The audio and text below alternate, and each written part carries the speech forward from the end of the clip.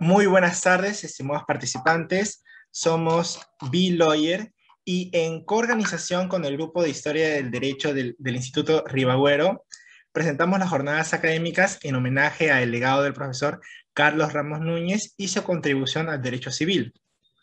El presente homenaje ha sido desarrollado los días lunes 11 de octubre, martes 12 de octubre y hoy culminamos el tercer día con la tercera presentación.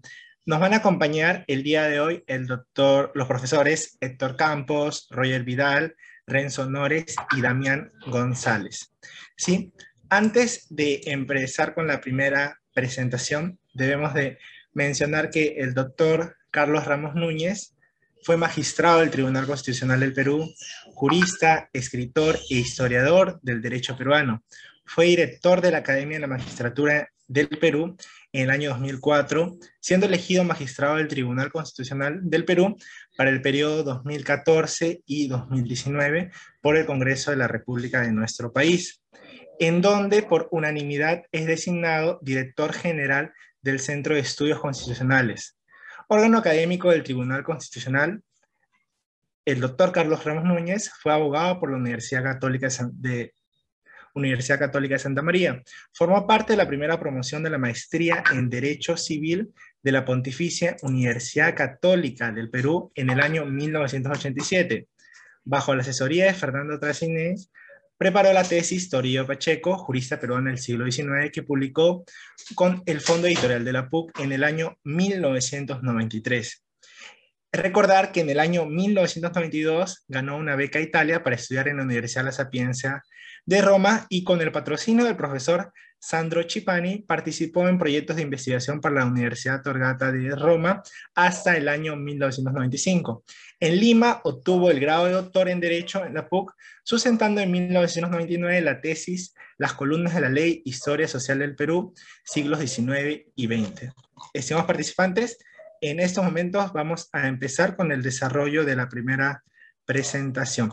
Debemos de mencionar que vamos a empezar con la primera presentación que está a cargo del doctor Héctor Campos, quien disertará el tema referido a Carlos Ramos Núñez y la teoría del riesgo profesional.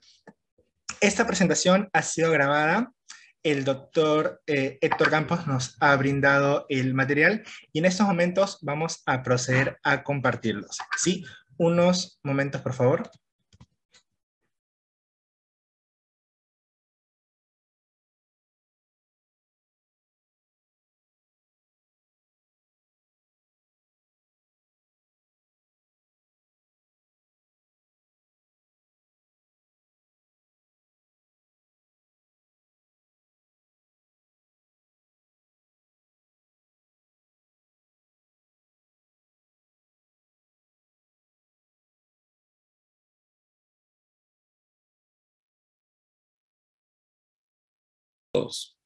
Es para mí un verdadero honor el poder formar parte de este seminario, el cual tiene como finalidad poder recordar las enseñanzas, las lecciones a la persona del profesor Carlos Ramos Núñez. Y estoy muy contento con los organizadores del evento por haberme permitido ser parte de esta reflexión. Por eso le extiendo mis agradecimientos a los amigos de B-Lawyer. Como estoy muy agradecido de compartir este espacio virtual con todos los profesores y profesoras que están participando de este evento. Quizá lo primero que deba decir es que la última vez que interactué con el profesor Carlos Ramos fue en junio del año 2019. En específico, el 14 de junio del año 2019. Recuerdo bien la fecha porque esa fue la fecha de presentación del libro Yo no me llamo Javier, del profesor Jairo Cieza. Y uno de los presentadores del libro era el profesor Carlos Ramos. Y claro, quien lo conoció, quien tuvo la fortuna de interactuar con mayor frecuencia con él, es consciente, o inclusive quienes han podido leer sus textos, es consciente de la impronta que el profesor Ramos le aportaba a aquellos aspectos que eran materia de su análisis o que eran materia de su comentario. Así como lo fue el libro del profesor Jairo Cieza, lo fueron también temas históricos propiamente dichos, y lo fue también temas que con un trasfondo histórico tienen una connotación jurídica práctica indudable. Y yo en esta ocasión quiero resaltar precisamente ese aspecto, cómo las aproximaciones históricas, cómo las investigaciones históricas no solamente tienen o pueden ser vistas como una herramienta que me ayuda a establecer un determinado estado de cosas en el pasado, sino como aproximaciones históricas como las que ha realizado el profesor Carlos Ramos permiten ir más allá y entender y contextualizar un problema jurídico.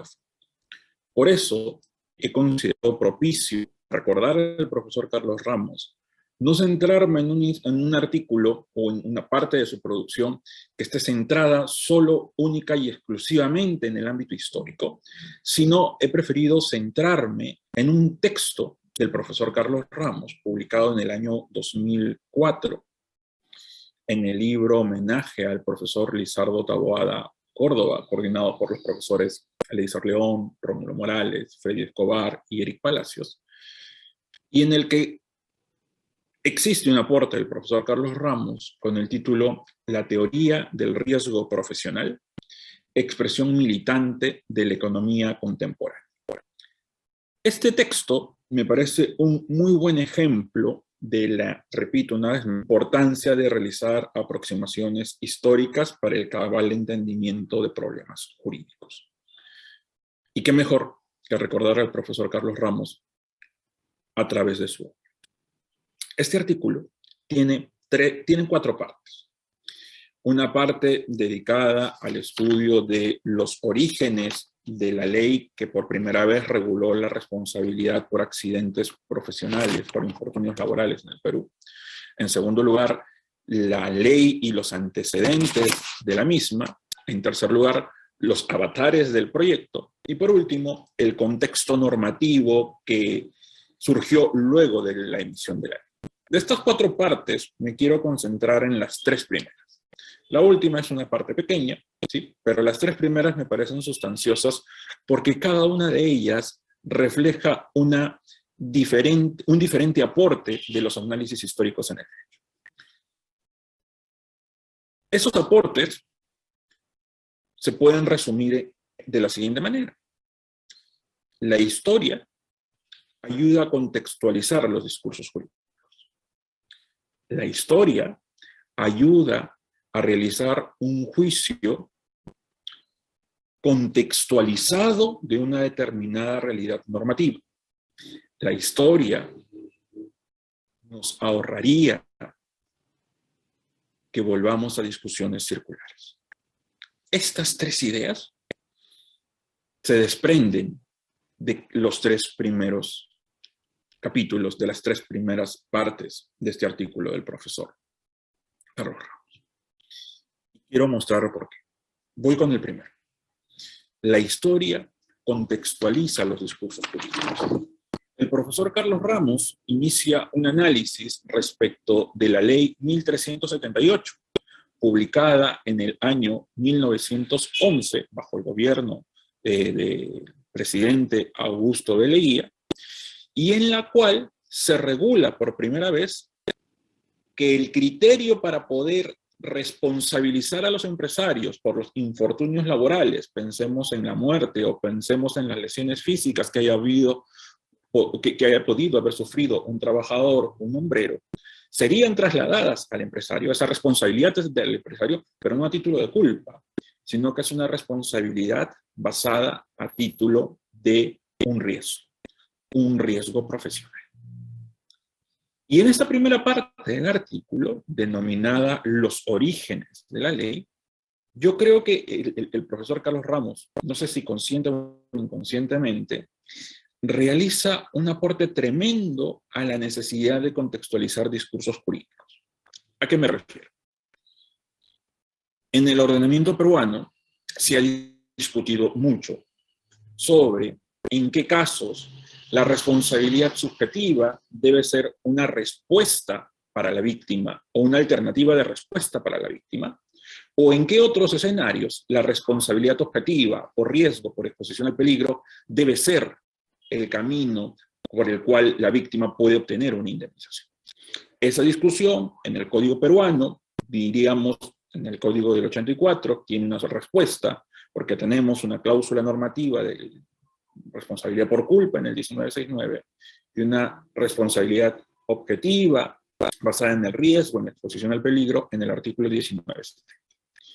Pues bien, si bien es cierto, esa es la regla legal aplicable, los discursos jurídicos con relación a cuándo se aplica una responsabilidad subjetiva o cuándo se aplica una responsabilidad objetiva han sido materia de debate. Y quizás una de los aportes más importantes que se han dado en el ordenamiento peruano para tratar de entender cuándo es que tenemos una responsabilidad subjetiva, cuándo tenemos una responsabilidad objetiva en la responsabilidad extracontractual, se debe al profesor Gastón Fernández Cruz. Y en un artículo muy influyente en nuestra doctrina, precisamente donde se desarrollan las transformaciones funcionales de la responsabilidad civil, se realiza una aproximación de carácter histórico en la cual se evidencia cómo la industrialización, como una sociedad que transita de los albores de la industrialización a la industrialización propiamente dicha, requiere de respuestas distintas en lo que a materia de tutela resarcitoria se refiere.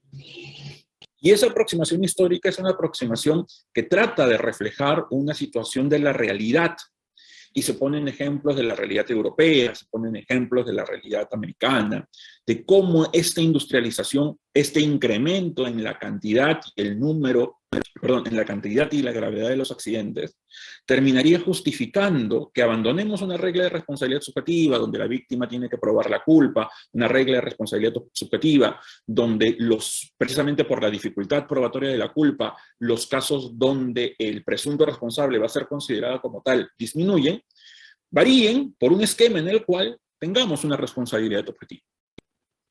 Y esta descripción de una situación dada bajo ejemplos europeos o americanos sirve para entender por qué es que se transita de una responsabilidad subjetiva a una responsabilidad objetiva. El escenario de la revolución industrial es un magnífico ejemplo histórico para mostrar la necesidad de ese cambio.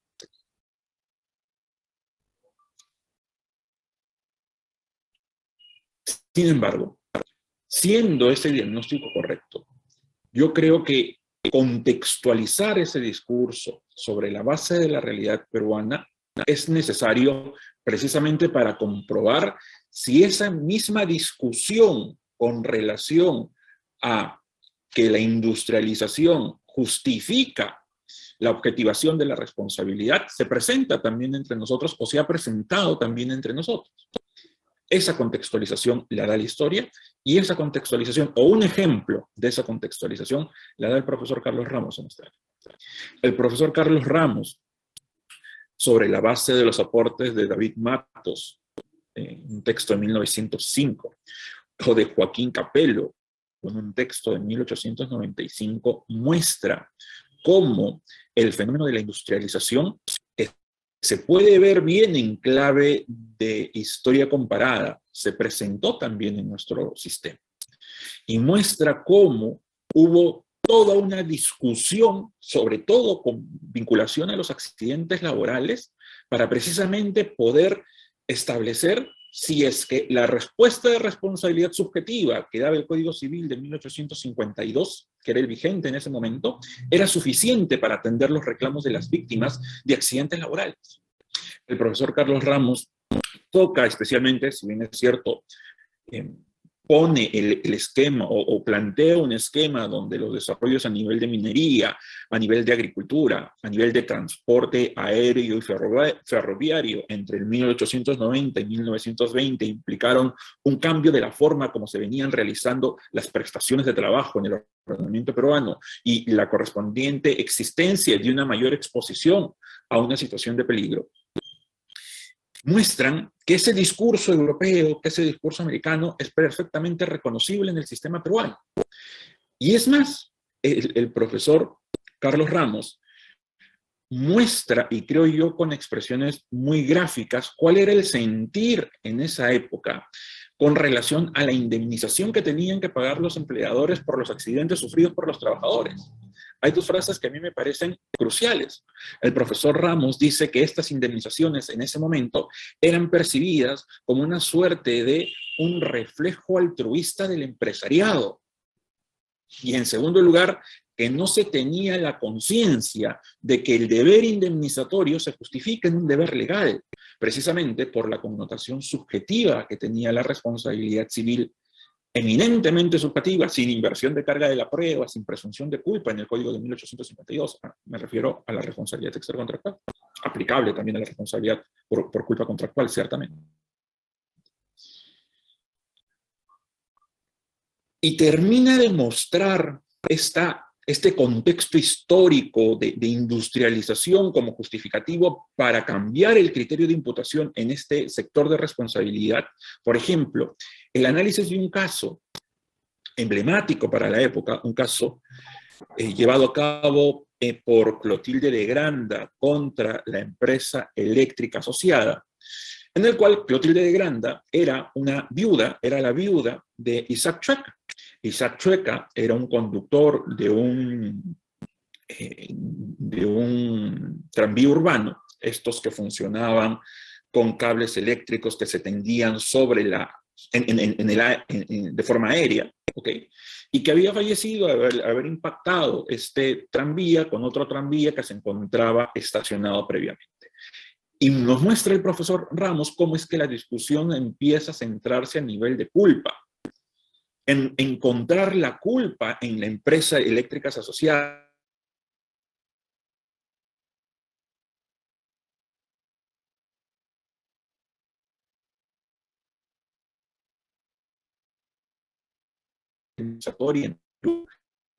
cómo es que en los propios acuerdos eléctricas asociadas sostenía que la actitud de la demandada era una ingratitud.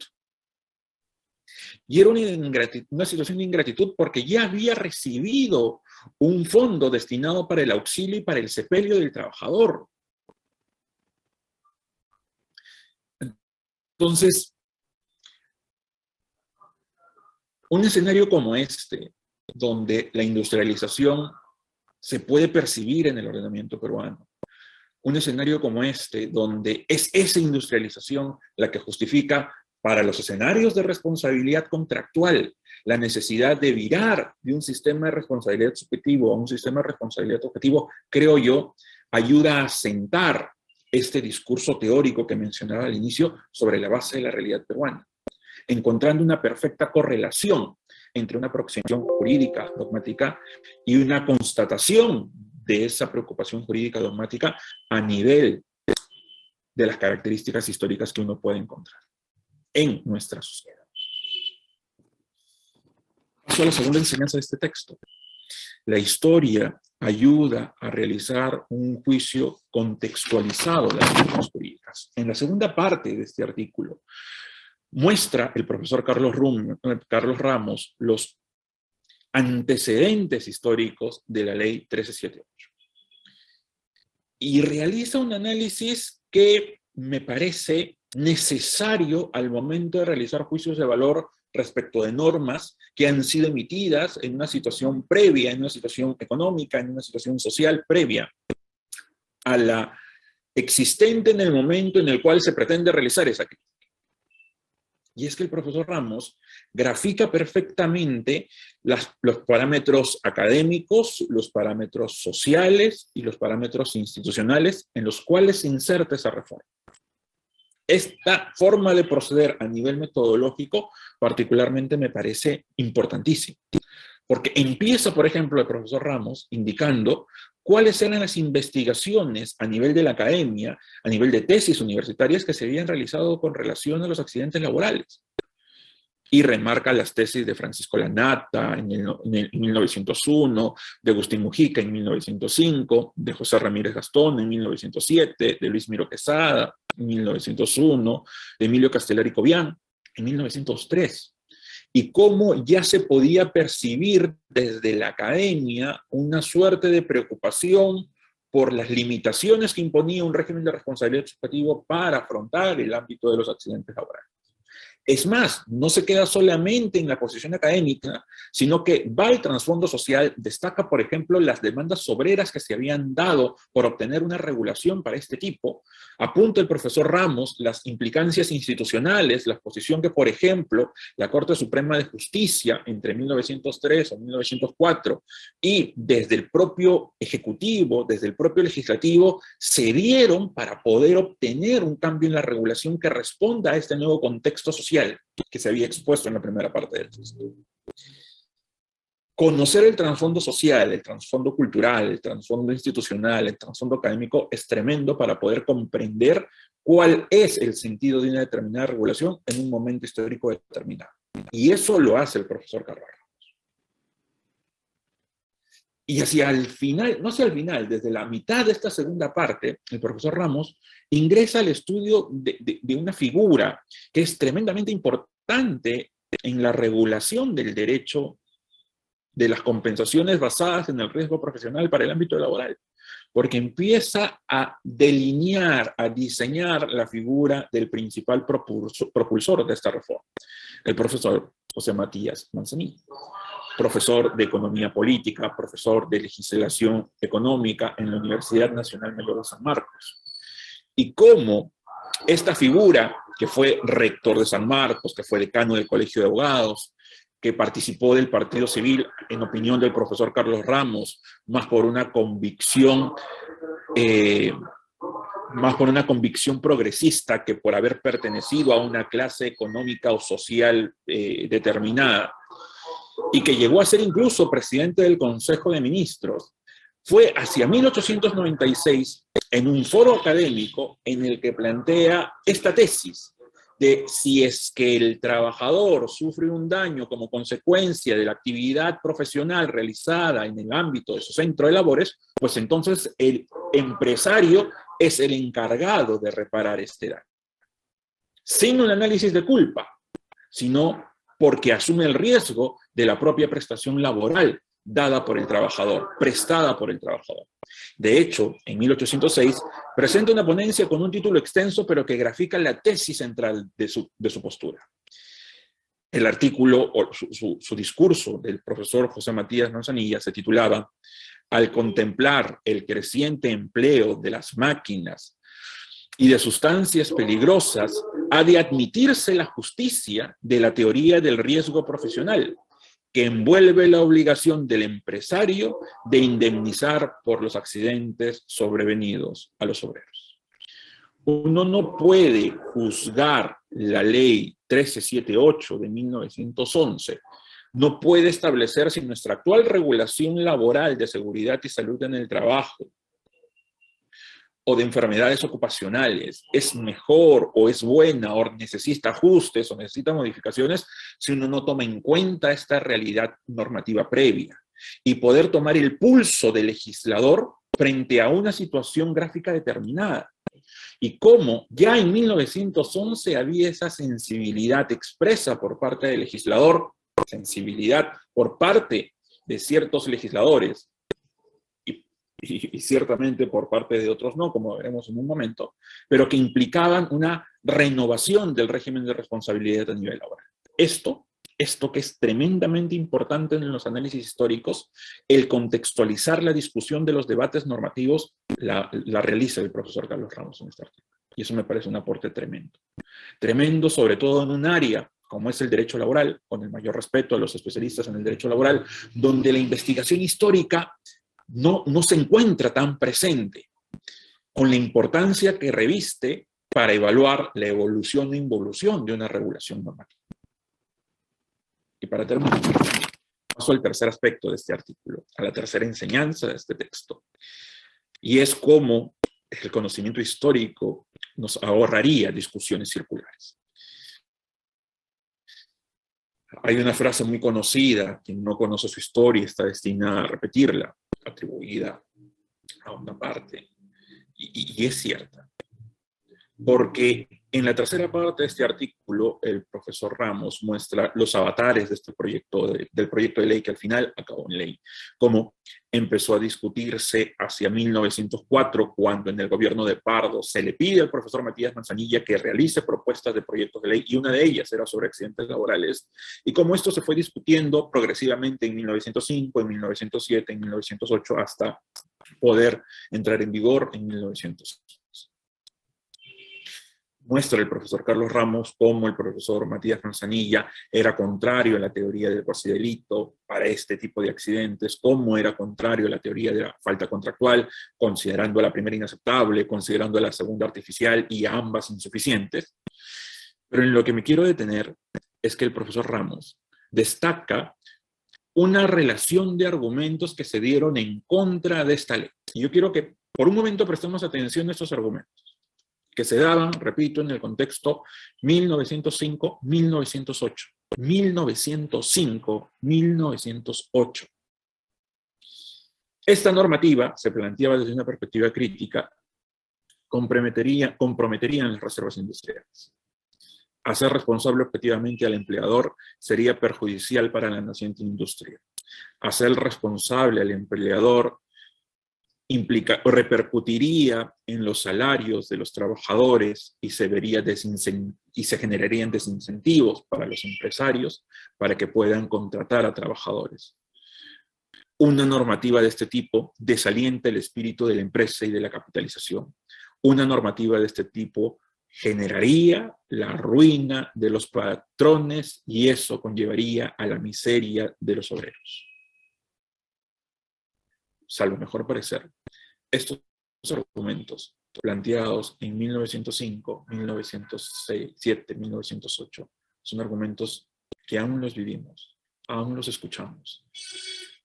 Aún vemos cómo estas discusiones, por eso circulares, aparecen luego de tanto tiempo, de más de 100 años de haberse efectuado, y continuamos en lo mismo.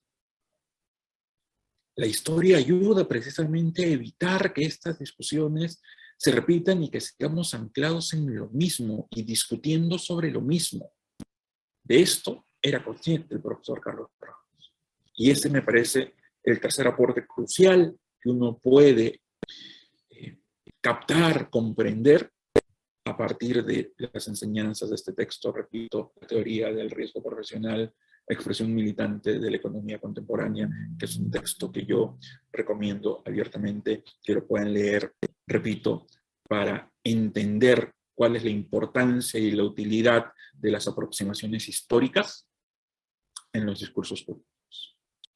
Concluyo mi intervención para no excederme del tiempo, recordando las últimas palabras que tuve la ocasión de compartir con el profesor Carlos Ramos en la presentación del libro del profesor César. Profesor Carlos Ramos, tenemos una conversación pendiente. Muchísimas gracias.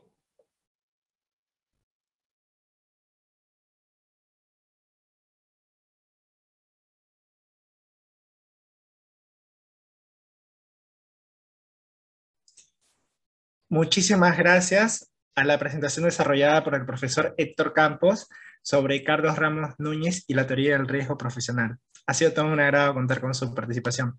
Bueno, debemos de comentarles que la primera presentación a cargo del doctor Gastón Fernández, la dogmática en triunfo, no se va a poder desarrollar por motivos de fuerza mayor.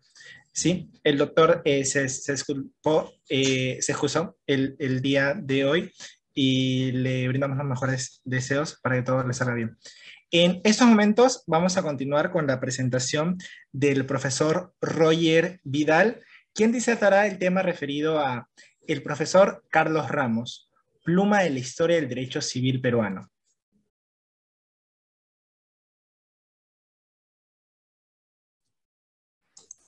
Muchísimas gracias, doctor. Le cedemos el uso de la palabra. ¿Qué tal? Buenas tardes. ¿Se me escucha? ¿Sí? Sí, doctor, fuerte y claro. ¿Qué tal?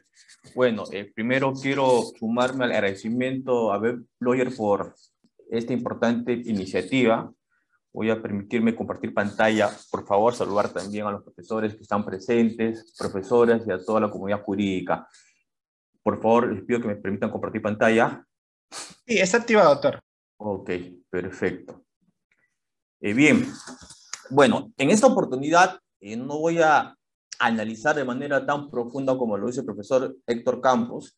Voy a hacer una reseña del profesor Carlos Ramos respecto a temas que considero muy importantes relacionados a tres actividades, ¿no? La primera de ellas es la actividad que ya vengo organizando hace más de 17 años, que es el Congreso Nacional de Derecho Civil. Segundo, la relación del profesor Carlos Ramos con la ciudad de Huánuco. Y tercero, pues algunas anécdotas personales. Bueno, me suma toda la comunidad jurídica peruana, no solo el derecho civil, el profesor Carlos Ramos, importante maestro del derecho en general, importante magistrado del Tribunal Constitucional y sobre todo persona extraordinaria. De alguna forma, los que estamos aquí presentes, directas o indirectamente, hemos tenido esta conversación, esta amistad. Yo conocí al profesor Carlos Ramos Núñez en el año 2011, cuando lo convocamos para que participe el Congreso Nacional de Derecho Civil en la ciudad de Chiclayo, en la Universidad Señor Zipán. Y luego de eso lo tuve como profesor en el doctorado en la Universidad Mayor de San Marcos y pues forjamos una amistad muy importante. Sobre todo teníamos bastante conversación, reuniones antes de que sea magistrado el TC. Bien, el título de esta pequeña presentación se llama El profesor Carlos Ramos, pluma de la historia del derecho civil peruano. Un tema importante que quiero comentar es que el profesor Ramos estuvo presente en el Congreso Nacional de Derecho Civil en el 2011, como les acabo de mencionar. En aquella oportunidad, pues él participó de este congreso junto a figuras muy importantes de derecho civil, como el profesor Felipe Osterli Parodi, el profesor Fernando de Traseñiz, el profesor Fernando Vidal, y profesores de derecho civil bastante consolidados, como Rómulo Morales, Felisa León, el profesor Catón Fernández, en general. Él participó en este importante congreso donde se tuvo una presencia de casi 1.500 estudiantes de Derecho. Luego de eso, en el 2012, en una visita que tuve a la Universidad de Buenos Aires, aquí tengo una de las vistas, pude escuchar al profesor Carlos Ramos, yo bastante orgulloso por su disertación en una conferencia de historia del derecho latinoamericano. Y curiosamente, el profesor Carlos Ramos me presentó al profesor Ricardo Rabanovich, un profesor muy destacado en la Universidad de Buenos Aires, y ellos tienen una gran amistad, tuvieron una gran amistad que se vio bastante fortalecida cuando en el 2013, junto con el doctor Veraún, lo convocamos a la ciudad de Huánuco por primera vez. Ambos visitaron Huánuco, quienes son profesores honorarios de la Universidad de Huánuco y también de la Universidad Nacional Hermilio Palizane Huánuco. Acá empieza nuestra primera vinculación académica con el profesor Carlos Ramos. Para todo estudioso del derecho civil, sobre todo cuando nos enamoramos del derecho civil, no podemos obviar esta monumental obra del profesor Carlos Ramos. Esta obra ha trascendido universidades, regiones, ha trascendido fronteras. El profesor Ramos analiza de manera sistemática las codificaciones del año 1852, conocido también como Código de Echenique, el Código de Santa Cruz, este Código peruano-boliviano, el Código de 1936 y el Código Civil de 1984, bajo una técnica de investigación pues bastante pausada, analítica, bajo un texto entretenido que invita al lector siempre a prestar atención, con todo el respeto a la memoria del maestro Jorge Basadre, ¿no? Quien es de alguna forma tanto padre e hijo han escrito ciertos textos de historia del derecho, pero consideramos que el profesor Ramos Núñez ha superado ampliamente estos primeros aportes. Y de manera bastante gratificante para los que somos de Huánuco, los que me conocen saben que soy abogado huanuqueño, egresado de la Universidad Hermilio Palizane Huánuco, y ese fue uno de los temas que con el profesor Carlos Ramos conversamos mucho, el tiempo que lo conocí y las 2 veces que estuvo en la ciudad de Huánuco, respecto al importante aporte en la codificación de 1936, en ese importante cuarteto, el doctor Calle, Solfi Muro. Estaba presente un médico psiquiatra, don Hermilio Valdizán Medrano, que lleva el nombre de la Universidad Hermilio Valdizán de Huánuco, el nombre del hospital más importante de la ciudad de Huánuco, y aquí en Lima también se tiene una clínica, ¿no? Para personas que tienen este tipo de tratamientos de enfermedades mentales, muy conocido. Y no es anecdótico que el profesor Carlos Ramos, en su libro, se ha tomado varias páginas para poder estudiar la vida, el aporte jurídico de este médico que estuvo junto con 3 importantes juristas de aquella época. El aporte de Hermilio Valdizán, pues se centra, ¿no?, en el libro de Derecho de Personas respecto al tema de capacidad, al tema de la incapacidad. Soporte también estuvo presente en el tema del matrimonio y la concepción. Pero fue muy interesante cuando el profesor Carlos Ramos visitó la Facultad de Derecho en la Universidad Hermilio Valdizán, visitó la biblioteca y pues por unos 30 minutos ingresó a los archivos, se sentó una persona muy sencilla, y recuerdo mucho que en aquella época el rector y el decano compartieron con él, y siempre tenía pues este único ánimo, ¿no?, de investigar, de estar en los archivos.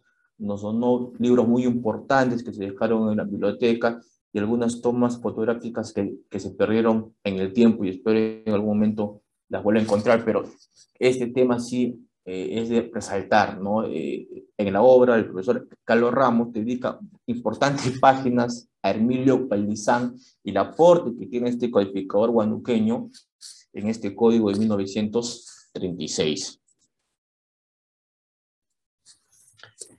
Volviendo al Congreso Nacional de Derecho Civil, en el año 2011, el profesor Carlos Ramos lleva la ponencia titulada José León Barandarián, el esteta de la dogmática. Obviamente, qué importante es recordar a los más distinguidos maestros del derecho civil. En aquella oportunidad, el profesor Carlos Ramos, y eso también es digno de mencionar, recordar a los juristas que estuvieron presentes en muchas codificaciones, no hace otra cosa que comprometer a las nuevas generaciones y entender que el derecho civil peruano pues siempre tiene fuentes, siempre tiene raíces. Sin embargo, recordemos que las generaciones siempre se pueden estar modificando, pero el profesor Carlos Ramos siempre pregonó el de poder recordar a los maestros de la Universidad de San Marcos, de la Universidad Católica, y qué importante fue que en aquella oportunidad también estuvo presente la hija mayor del maestro José León Barandarián, pueda dar un homenaje justo y merecido en aquel 2011. Uno de los libros que personalmente me causó bastante satisfacción y conexión con la investigación cuando yo me encontraba en la época estudiantil entre el 2002 al 2006 en mi querida ciudad de Huánuco fue este libro, Cómo hacer una tesis de derecho y no envejecer en el intento. Y este libro tiene un aporte muy importante en el sentido que convierte lo difícil en algo muy sencillo. El profesor Carlos Ramos comentaba que los abogados, los estudiantes de derecho, los jueces, los profesores universitarios, al momento que redactan la tesis y al extenderse, no tener una técnica de investigación, de recolección de información, quizás la tesis se extienda a 3, 5, 7 o 10 años o nunca se termine. Y él mencionaba en este libro que los hombres de derecho, curiosamente, de manera diaria, estamos escribiendo, resumiendo, presentando informes, demandas, contestaciones, informes legales, y que no era algo tan complicado y que deberíamos de enfocar a ciertos temas que nos encontremos en nuestros centros de trabajo al fin de poder tener insumo o material de investigación.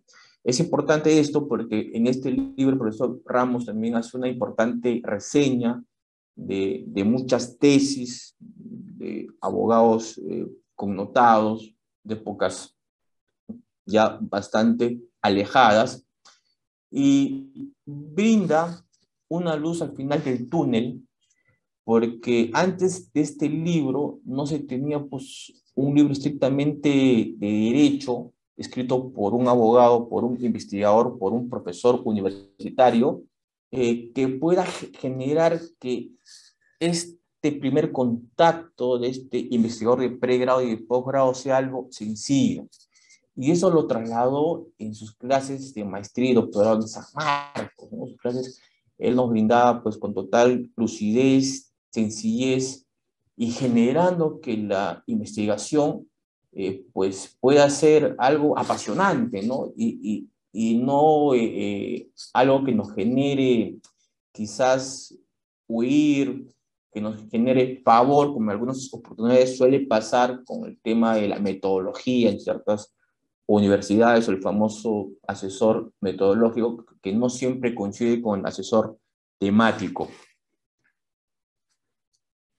Bueno, finalmente, para dar algunas ideas muy importantes en torno a la memoria del profesor Carlos Ramos, a este legado, es destacar que fue un historiador del derecho, no solo el derecho civil, el derecho peruano, curioso y generoso.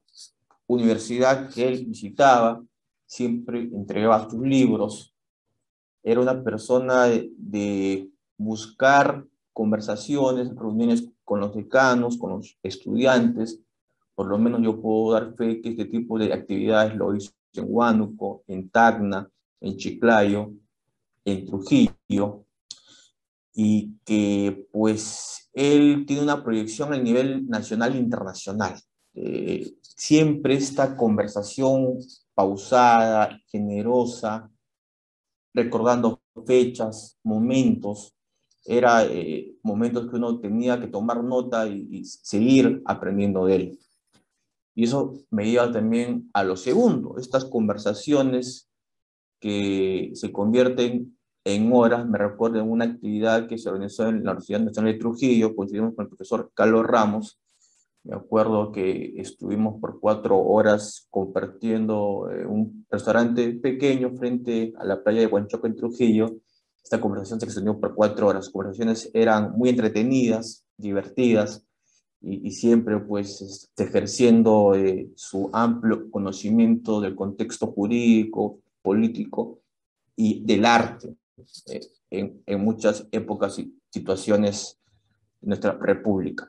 Por otro lado, reitero también que el profesor Ramos es profesor honorario, visitante de muchas universidades, entre ellas está muchas universidades de Arequipa, por lo menos la Universidad de Huánuco, la Universidad Emilio Pelizano de Huánuco, siempre ha contado con la presencia del profesor Ramos para congresos, disertaciones. Esta pérdida ha sido muy sentida por estas dos casas de estudios que en muchas ocasiones han podido acoger al profesor Ramos. Consideramos que la historia del derecho peruano se encuentra de luto, el derecho civil, el derecho peruano, pero sin embargo, después del profesor Carlos Ramos, esperamos que en los próximos años sus discípulos, personas que han estado muy cercanos a él en la investigación, puedan seguir siguiendo estos importantes pasos. El legado del profesor Ramos es muy importante. Me uno a la comunidad jurídica nacional en este pesar de todos. Ha sido una pérdida muy lamentable. Y una vez más también felicito a Web Lawyer por este importante homenaje al profesor Carlos Ramos. Muchas gracias.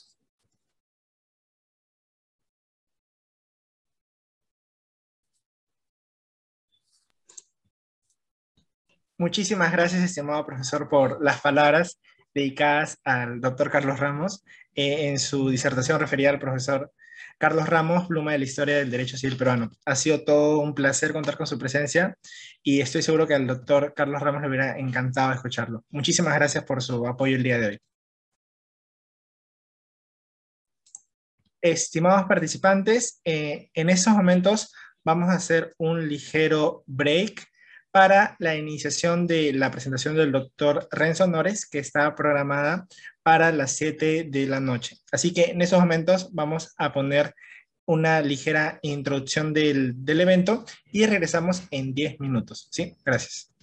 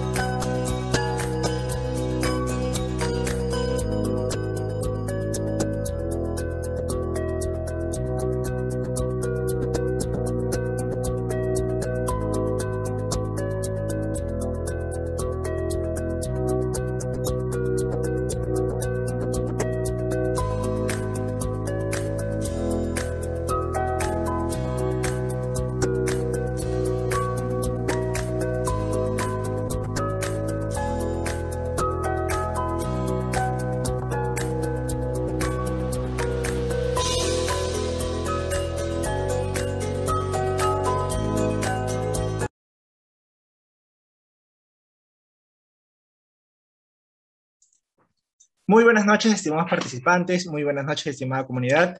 Continuando con el homenaje al doctor profesor Carlos Ramos Núñez, tenemos la presencia del profesor Renzo Nores, quien disertará el tema referido a Carlos Ramos y la historia de los juristas, el caso de Toribio Pacheco.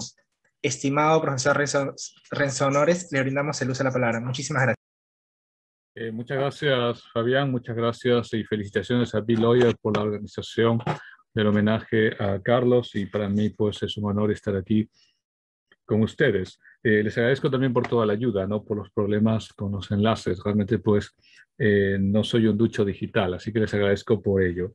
La presentación va a ser una presentación breve. No quiero tomar mucho de su tiempo, pero sí quiero tocar uno de los temas que fue un tema muy importante en la obra de Carlos, que es la historia de los juristas y cómo, digamos, fue entendida por Carlos, cuál es la propuesta de investigación. Y vamos a trabajar el primer texto orgánico dedicado a un jurista que escribió Carlos, que es precisamente la obra dedicada a Toribio Pacheco. He dividido la presentación básicamente en tres partes. Parte número 1, que es un poco la formación de Carlos, su formación principalmente en la Universidad Católica, en la maestría de Derecho Civil de la Universidad Católica y la influencia de Fernando de Trasseñí como digamos, un gran aliciente en su investigación. Luego vamos a tratar el tema de la historia de los juristas, en qué consiste una historia de los juristas, cómo la propuso Carlos, cómo podría proponerse hoy una especie de pequeña reflexión sobre ese tema de investigación y finalmente un poco los argumentos centrales de Carlos con el caso de Toribio Pacheco. Toribio Pacheco, digamos, ejemplifica o ilustra esa propuesta, por lo menos en este texto, ¿no? Muy bien, quiero empezar entonces con el tema primero, sobre la formación de Carlos y su tesis de maestría. Como bien todos saben, y ha sido pues mencionado más de una ocasión en este evento y en otros eventos, digamos, en honor a la memoria de Carlos, Carlos estudió Derecho en la Universidad Católica Santa María, estudió en Arequipa, digamos lo que hoy llamamos el bachillerato en Derecho, que en los años 80 se llamaba Derecho. El léxico ha cambiado realmente con el auge de los estudios de graduados en los últimos 20 años, pero en los años 80 se llamaba simplemente Derecho, ¿no? Y una vez que él termina su formación en Arequipa, prosigue algunos años más tarde su formación en la Universidad Católica, de Lima, en donde él también va a ser profesor, va a ser además investigador, va a ser incluso digamos, autoridad del sistema de investigación de la universidad, del Instituto Ribagüero, y que va a ser muy importante en la obra de Carlos. Muy bien, estando en la maestría de Derecho Civil, que es, digamos, de las maestrías que se inauguraron en los años 80, son las primeras y no la primera en Derecho, Carlos, digamos, toma contacto, aunque evidentemente conocía desde antes a Fernando de Trasseñí, pero es un contacto, digamos, ya más amical, si se desea, ya en un plano no solamente de lectura, sino en un plano ya de relación personal. Y es allí donde, digamos, la impronta de Fernando de Trasseñí es crucial en su obra, sobre todo importante en ver, digamos, la historia de los juristas, que es lo que vamos a mencionar en unos minutos, en términos de una historia más completa, que es un poco los debates modernizadores y tradicionalistas o conservadores del siglo XIX, que además, como vamos a mencionar en un momento, formaba parte de un debate general sobre el desarrollo. Entonces, es allí en la Universidad Católica en la que Fernando de Trasseñí tiene una impronta fuerte en la obra de Carlos y además es el momento en que Carlos va a tomar como modelo el libro de Trasseñí, que es la idea de derecho, que fue la tesis doctoral de Fernando de Trasseñí precisamente en la Universidad Católica, pero en los años 70, el año 77, que es cuando se doctora en Derecho en la Universidad Católica y luego ese texto se convierte en el libro La idea de derecho, se publica en el año 80. Muy bien, la mención a la maestría de Derecho Civil, por un lado, y a Fernando de Trasseñí no es gratuita, es decir, la maestría de Derecho Civil, y lo ha comentado Carlos en más de una ocasión, en diversas entrevistas, había personas que tenían ya mucho renombre en la Facultad de Derecho. Marcel Rubio, por ejemplo, era condiscípulo de Carlos, ¿no?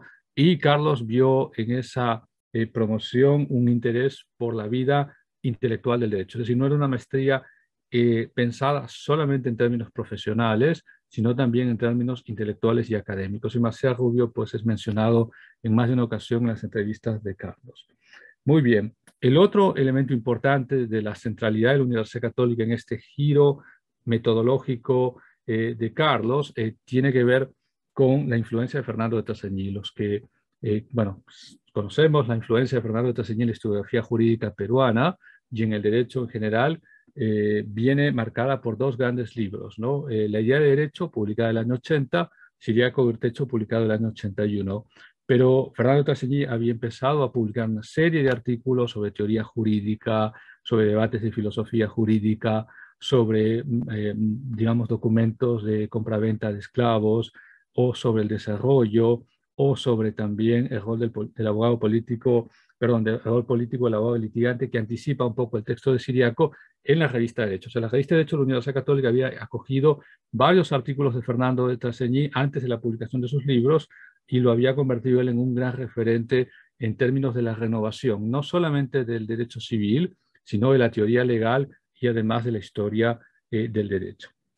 Muy bien. Y además la influencia de Fernando de Trasseñí va a estar marcada en otro historiador muy importante de los años 80, que es Armando Guevara, ¿no? Los dos son casi hijos intelectuales de Fernando de Trasseñí, aunque con diversos énfasis. Mientras Carlos va a seguir el modelo de la idea de derecho, Armando va a seguir el modelo de Ciriaco de Urtecho, ¿no? Digamos, son dos modelos teóricos de Fernando de Trasseñí sobre diversas maneras de ver y de entender el derecho. Muy bien, entonces, como digo, la Universidad Católica se convierte en el espacio de educación graduada de Carlos, el contacto personal con Fernando de Trasseñí, el diálogo con Fernando de Trasseñí que alimenta su vocación histórica, que además estaba marcada por el entorno familiar. Don Augusto Ramos Zambrano, su padre, era un importantísimo historiador de movimientos campesinos en Azángaro, en Puno, y además eso va a generar, en el caso de Fernando de Trasseñí, una especie de modelo teórico que es el modelo de la modernización tradicionalista, que es tratar de entender por qué en el siglo XIX no hay un despegue económico en América Latina y qué obstaculiza ese desarrollo. Y la respuesta pareciera ser en un modelo que no fue creado en realidad por Fernando Trasseñí, sino aplicado por él, y que consiste en estas modernizaciones conservadoras, estas modernizaciones en las que se procura, digamos, una cierta apertura a la técnica, a la ciencia, pero en cuanto a lo que son los valores políticos, la estructura moral, entre comillas, siguen siendo vinculados al antiguo régimen.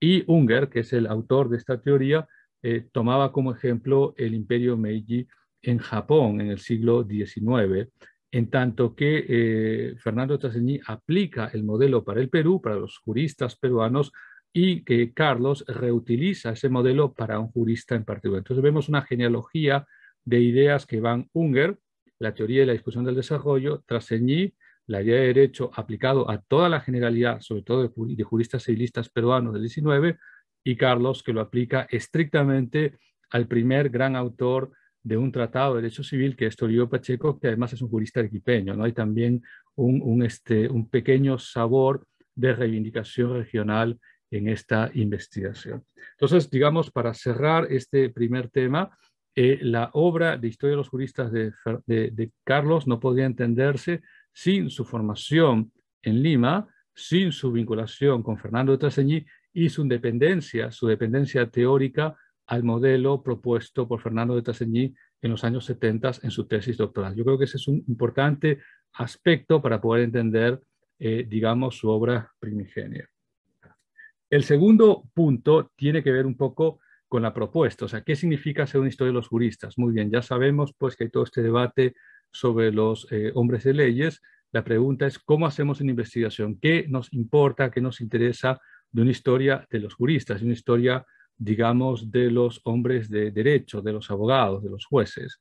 En el caso particular, digamos, de Carlos, hay tres elementos que caracterizan su propuesta sobre la historia de los juristas. Uno, la historia del pensamiento jurídico a través de los juristas. O sea, para Carlos, el pensamiento jurídico se renueva, se transforma, se contradice a través de una élite intelectual que son los juristas. Los juristas tienen entonces un rol capital en la producción de ideas legales. Y eso se puede ver no solamente en el texto de Pacheco, sino además incluso en su gran obra sobre la historia, digamos, del derecho civil, ¿no? O sea, el pensamiento jurídico existe principalmente como una obra intelectual de abogados o profesores de derecho, muchos de los cuales, pues, Fernando Trasseñí había mencionado, Manuel Atanasio Fuentes, por ejemplo, el propio Toribio Pacheco, Francisco García Calderón, José Silva Santisteban, entre otros Alberto Elmore, que fue un famoso comercialista de finales del siglo XIX, entre otros autores, ¿no? Entonces, primer punto es el pensamiento legal a través de los juristas. El segundo punto es una biografía intelectual. Es decir, para Carlos, una historia de los juristas no puede estar desprovista del personaje. Y por eso es que hay muchas referencias biográficas a los autores. Y por eso es que el texto de Pacheco es una biografía intelectual. Es una biografía de una persona como Pacheco, que nace en Arequipa, que se educa en Lima, que luego se educa en Europa, que luego regresa al Perú, que hace carrera forense y carrera política, en Lima, pero que es, digamos, un intelectual. O sea, Carlos lo ubica como un intelectual que está, digamos, dentro de un entorno social, es una persona además vinculada a la élite intelectual arequipeña, su tío, hermano de su madre, es el gran sabio Mariano Eduardo de Rivero, y además ciertamente viene de una familia, no diremos tal vez patricia, pero sí una familia de una especie de patriciado intelectual regional. Entonces, el segundo punto es, digamos, una historia del pensamiento legal a través de los juristas, una primera propuesta metodológica de Carlos, por eso hay que estudiar los libros, los textos de los autores, y otra segunda propuesta que, digamos, trata de contextualizar al autor y de presentar una biografía de su vida respecto a sus ideas. Y el tercer punto es, digamos, ver la historia a través del pensamiento jurídico. O sea, el pensamiento jurídico peruano del siglo XIX nos habla de la historia peruana del XIX. El liberalismo de Toribio Pacheco, digamos, nos habla de los desafíos que estuvo ese pensamiento liberal en el XIX, que finalmente, digamos, va a tener un pequeño éxito en los años 60 y sobre todo en los 70 con el triunfo de Pardo, pero que luego, digamos, se va a reducir por el poder militar. El poder militar en el Perú del siglo XIX es un poder importantísimo. Gran parte de las grandes figuras políticas del XIX son figuras militares, algunos héroes de la guerra de independencia y otros serán héroes de la guerra con España o de la famoso combate de 2 de mayo como Prado, o digamos de la guerra del Pacífico del 79. Entonces los militares ocupan un lugar muy importante en esa historia política del Perú, pero digamos Carlos presta menos atención a estos personajes y presta más atención a la vinculación de la historia tras el pensamiento jurídico, lo cual tiene también limitaciones, como vamos a comentar al final, cuando hagamos un pequeño, digamos, una pequeña síntesis. Muy bien. ¿Cuáles son los argumentos centrales del texto? El texto es un texto que vale la pena leerlo. Yo lo he vuelto a leer después de muchos años, incluso el texto pues me lo obsequió el propio Carlos el año 94, lo tengo pues casi varias décadas, casi 3 décadas en casa y he aprovechado pues esta ocasión para releerlo íntegramente y algunos textos que luego Carlos publicó sobre Pacheco, ¿no? Por ejemplo, la biblioteca de la biblioteca romanista de Pacheco, ¿no? Muy bien, ¿cuáles son los argumentos centrales de Carlos? La primera, ver a Toribio Pacheco como un jurista importante, es decir, no es un jurista más de una larga lista, sino es un jurista importante, es el padre de los estudios del derecho civil, es el gran analista del Código Civil del 52, digamos, o sea, hay una centralidad de Pacheco en el pensamiento jurídico peruano del 19. Además, incluso Carlos le atribuye, como ya le han atribuido otros, como Ela Temple, ser una especie de padre de la historia jurídica, porque el texto de Toribio Pacheco, Cuestiones Constitucionales, que publicó el año 54, es un balance de todas las constituciones tempranas, la de los 20, la de los 30, digamos, ¿no? Entonces, Carlos también dice, bueno, ojo, que no es solamente un jurista clásico, sino es un jurista con interés en la historia, y eso puede verse en el libro Cuestiones Constitucionales, bueno, que es una serie de artículos que luego se reúnen en un solo texto, ¿no? Muy bien, el segundo elemento es que Toribio Pacheco encarna ese modelo que había propuesto Fernando Trasseñí. Es un modernizador, es un liberal, pero también es un liberal conservador, es decir, es un liberal además que viene de una región de gran convulsión y movimiento político como fue Arequipa. Arequipa, pues una Arequipa conservadora, una Arequipa liberal, digamos, y eso convierte a Pacheco en una especie de arquetipo del modelo propuesto por Trasseñí y que según Fernando Trasseñí explica las tensiones o los desarrollos intelectuales del 19. Vamos a comentar sobre eso finalmente para hacer un balance de qué significa ese paradigma hoy en el siglo XXI, ¿no? Y el importante tercer elemento, bueno, yo he subrayado 4, es la influencia del derecho romano, es decir, este elemento tradicional está precisamente en la importancia que Pacheco le asigna al derecho romano, es decir, él no ve una ruptura entre, digamos, el nuevo derecho liberal de base francesa, digamos, individualista, digamos, modernizador, sino ve remanentes romanistas, ¿no? Digamos que era parte de la educación legal. La educación legal colonial era una educación en derecho romano. Los juristas estudiaban derecho romano y derecho canónico. Y eso puede verse o apreciarse aún en un autor como Pacheco, que se educa más o menos hacia los años 40. Había nacido el año 28. Tuvo una vida muy corta. Nació el 28, murió el 68. Vivió 40 años y se educa más o menos en los años 40, ¿no? Y el último, a la última visión es ver el derecho civil y el derecho romano, una hermandad muy importante que además tiene implicancias, porque ya en los años 90 había toda una crítica fuerte hacia el derecho civil. Bueno, la crítica al derecho civil empieza desde antes, cuando se ve al derecho civil como un remanente del liberalismo, como un instrumento conservador. Se había criticado mucho en los años 70 en el Perú, frente al derecho social, la emergencia del derecho público, el rol del Estado, el derecho laboral, el derecho de comunidad. Eso es un debate intenso en los años 70 y el derecho civil se veía como un fósil tradicional conservador, una especie de reducto del conservadurismo político, ¿no? Entonces, en ese aspecto, Carlos más bien reivindica la importancia del derecho civil. Muy bien, algunos puntos hoy, visto el texto se publica en los 90, 92, si no me equivoco, tiene 30 años de publicado el texto, fue la tesis de maestría de Carlos. Algunos temas hoy, digamos, pueden sugerir o debieran sugerir una especie de revisita. Por ejemplo, esta idea de modernización y tradicionalismo que era muy fuerte en la década de los 70s y 80s, ¿no? Entonces, uno se pregunta si tal vez podemos salir de esa especie de andamiaje conceptual y tal vez estudiar los juristas más allá de una dicotomía, o son A o son B, o son, digamos, como lo veía Traseñi, o son justnaturalistas o son positivistas. Un justnaturalista es un conservador, un positivista es un liberal. ¿Quién sabe si tal vez debemos romper esa concepción o esas opciones de investigación metodológica, ¿no? Y el segundo elemento que ha sido muy criticado en la nueva historiografía es si el derecho solamente puede verse a través de la élite intelectual.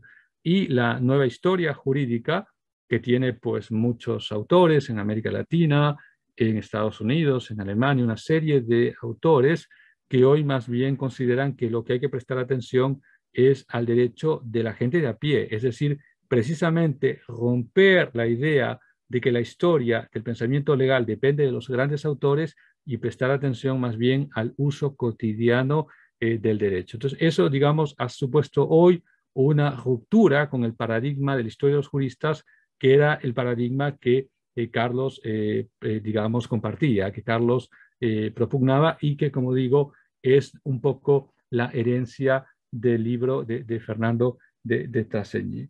Muy bien, para ya terminar este último minuto, yo creo que este texto es un texto muy importante. He tenido pues la fortuna además de seguir a Toribio Pacheco en su obra y además como abogado, Carlos le destina algunas páginas a su rol como abogado y creo que tenemos mucho que, digamos, apreciar de este texto, de situarnos intelectualmente, de ver la producción no solamente de un jurista. Pacheco era un abogado litigante que también nos dice mucho de la práctica de la abogacía en el siglo XIX y además era un abogado, digamos, profesor y por otro lado también vinculado a la política, ¿no? De hecho, sus adscripciones políticas le generan en algún momento exilio, ¿no? Que era una característica muy fuerte del derecho y de la política peruana del siglo XIX, un aspecto de convulsión política que parece todavía sigue presente en el Perú de hoy. Muy bien, muchísimas gracias por todo y ha sido un placer pues presentar este documento con ustedes.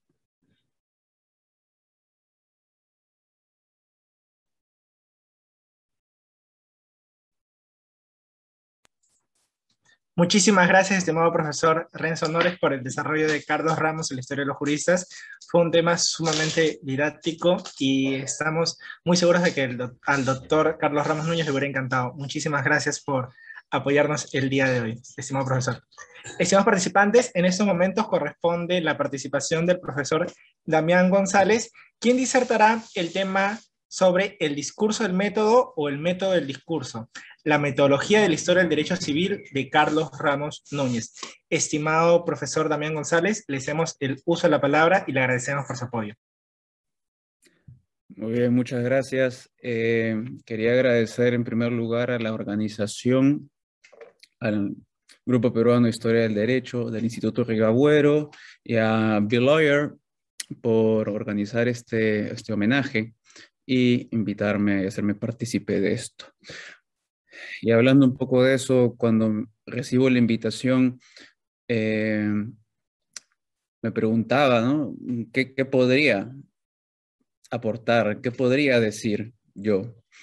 No viendo que en la lista pues hay nombres importantes, como por ejemplo el de Renzo, a quien le mando un gran saludo, un gusto de verlo.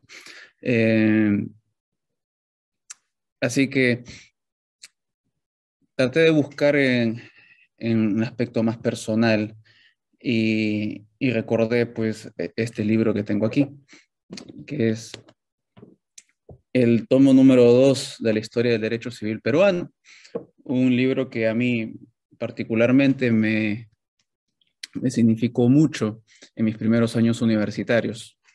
Así que por ese lado pensé que podía disertar un momento o podíamos conversar un poco sobre la metodología, algo que a mí me parece sumamente relevante e importante, sobre todo para la actualidad, ¿no? Entonces, vamos a conversar un poco sobre la metodología de esta obra, que me parece una obra fundamental el día de hoy para la historia del derecho, y luego vamos a ver en una segunda parte bastante más breve, o sea, de paso, qué balance podemos tener o qué tareas nos deja para el futuro. Y me permito comenzar con un pequeño epígrafe, una pequeña cita de una canción muy conocida de Silvio Rodríguez, donde habla sobre la playa Girón, ¿no? Y pregunta a él: compañeros poetas, tomando en cuenta los últimos sucesos de la poesía, quisiera preguntar, me urge, ¿qué tipo de adjetivos se pueden usar para hacer un poema de un barco sin que se haga sentimental, fuera de la vanguardia o evidente panfleto? Y ¿por qué hago esta pregunta? ¿Por qué utilizo esta pequeña cita? Porque creo que al tratar de hacer una pequeña evaluación o visitar la metodología de un trabajo, sobre todo una persona a quien uno conoce de muchos años, pues uno creo que lo mejor que puede hacer es ser lo más objetivo que se pueda, porque eso creo yo que es lo correcto. Y para eso, pues, para esa cita hay una respuesta también. Y la respuesta la da el mismo profesor Ramos en este libro, que es el tomo número 1, que procedo a leer. Entonces él dice, a propósito de su obra, y lo traduzco para aquí también, que no se encontrará el lector un estilo áulico o apologético muy común en las biografías, o más bien simples semblanzas de los hombres de ley, nada más fatigoso que seguir la historia poblada tan solo de monumentos. Frente a las grandes figuras del derecho civil peruano, no cabe un respeto tan reverente y tan timorato, ¿no? Así que vayamos a materia. Entonces, sabemos todos pues que con la partida de Carlos Ramos, la historia del derecho pierde a uno de sus referentes latinoamericanos más productivos. Sabemos que él ha partido a una edad que considero yo joven y que podemos llamar ya de una madurez intelectual, ¿no? A sus 61 años recién cumplidos, ¿no? Y estoy seguro que la obra que está pendiente de publicarse, pues va a demostrar mucho esa madurez intelectual, ¿no? Y creo yo que también aparte de ello, una obra que puede y que va a dar mucho que hablar, no solamente desde su publicación ya hace un poco más de 20 años, sino que va a ser un referente obligado para las siguientes generaciones de historiadores del derecho y de estudiantes de derecho o de historiadores también en general, es justamente la obra del derecho civil peruano de los siglos XIX y XX, ¿no? Una obra que consta más o menos de 10 libros, ¿no? 7 volúmenes, 7 tomos y algunos tomos de varios volúmenes, ¿no? Y en esta obra, pues, creo que su valor viene dado por las preocupaciones metodológicas sobre la historia del derecho, ¿no? Que buscaba superar una perspectiva positivista y dogmática, centrada a la primera en los estudios de las normas, muchas veces sin contexto, y en las segundas en las instituciones como elementos abstractos, muchas veces históricos, que no son más que reflejo del estado del estudio del derecho en general y de la no profesionalización de quienes se asoman a los estudios históricos o en general interdisciplinarios del derecho. La historia del derecho civil peruano es un intento por dotar de un método histórico para estudiar a un sujeto, que no es visto más como una mera disciplina jurídica, sino como un sujeto histórico, y me estoy refiriendo a el derecho civil. Por eso, él llama a su aproximación una historia social del derecho civil peruano.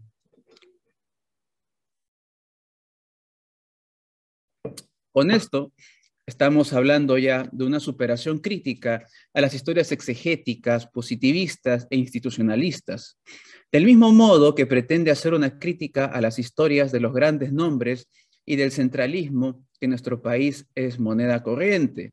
Y esto no es casual, pues vemos que el profesor Ramos no nació en Lima, sino más bien él viene de Arequipa, y su padre pues tiene origen no solamente arequipeño, sino también puneño. Entonces, creo yo que eso también nos da para pensar que podemos descentralizar los estudios históricos y sobre todo del derecho. Y eso también nos invita a preguntarnos cuántos presentadores en este seminario pues vienen fuera de Lima, ¿no? Y podemos incluso complejizarlo un poco más en los eventos de derecho, pues cuál es el balance que podemos obtener, ¿no? Entonces, trascender todo esto, con lo que Ramos llaman historia social del derecho, implica contextualizar el funcionamiento de las instituciones y las normas, y no solo ello, sino también las acciones de los juristas. ¿Qué quiere decir esto? Quiere decir revisar, hurgar en el trasfondo político, económico y en la medida de lo posible de lo que permitieran las fuentes, los contextos personales o específicos en los cuales los sujetos individuales o el gran sujeto llamado derecho civil se han desenvuelto. No es una perspectiva tradicional de la historia social, tal vez como lo viera o lo pensara Edward Palmer Thompson, quien revisó la formación de la clase obrera, rescatando la capacidad de agencia de los sujetos en el proceso de la conformación del proletariado. La propuesta de Ramos no es una historia de la conformación de una clase o un grupo social. ¿Esto a qué me refiero? Pues él no observa a los abogados civilistas como una colectividad con una determinada conciencia de clase, sino del sujeto complejo llamado derecho civil. Entonces cabe preguntarse, ¿qué entiende Carlos Ramos por derecho? Más específicamente, ¿cuál es la idea de derecho civil para Ramos? Y podemos comprenderlo como los saberes contenidos en los libros, en las normas y la jurisprudencia, que reflejan el conocimiento o elaboraciones de los juristas y que son operados por los mismos entendidos en derecho. Esto tranquilamente puede ser calificado de una historia de las ideas, o en las palabras del mismo Carlos Ramos, del pensamiento jurídico, o puede ser calificado también del eco tradicional del derecho de los juristas, del Juristenrecht, a la manera pues desarrollada por los historiadores del derecho alemanes, herederos de la larga tradición de la escuela histórica, como por ejemplo, o renovadores de la escuela histórica, como por ejemplo Franz Viagra, en su texto clásico sobre los estudios del derecho europeo en la modernidad, el derecho privado en la modernidad. Pero considero yo que la obra de Ramos muestra una mayor complejidad. ¿Cómo? ¿En qué momento? Al contextualizar los trasfondos políticos, económicos y en general sociales de estos pensamientos jurídicos o doctrinarios o del derecho de los juristas. Esto quiere decir que a Ramos le interesa la heterogeneidad de condiciones en las que Manuel Augusto Lechea, por ejemplo, termina siendo Manuel Augusto Lechea el codificador, que hacer un recuento de su vida a manera de una biografía íntima. Aquí encontramos una explicación bastante coherente de las fuentes empleadas en su obra y su tratamiento.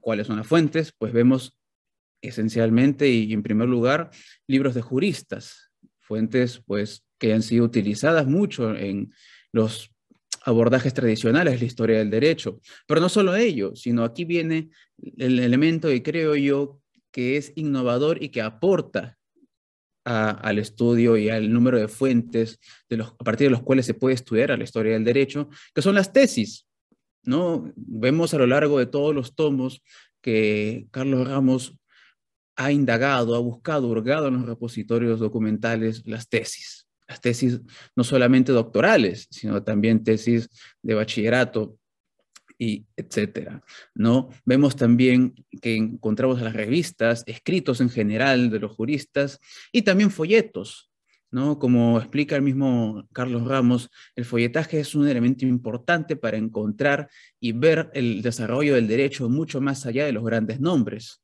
Y también, como no, testimonios de juristas y legisladores. Y no menos importante, encontramos la jurisprudencia,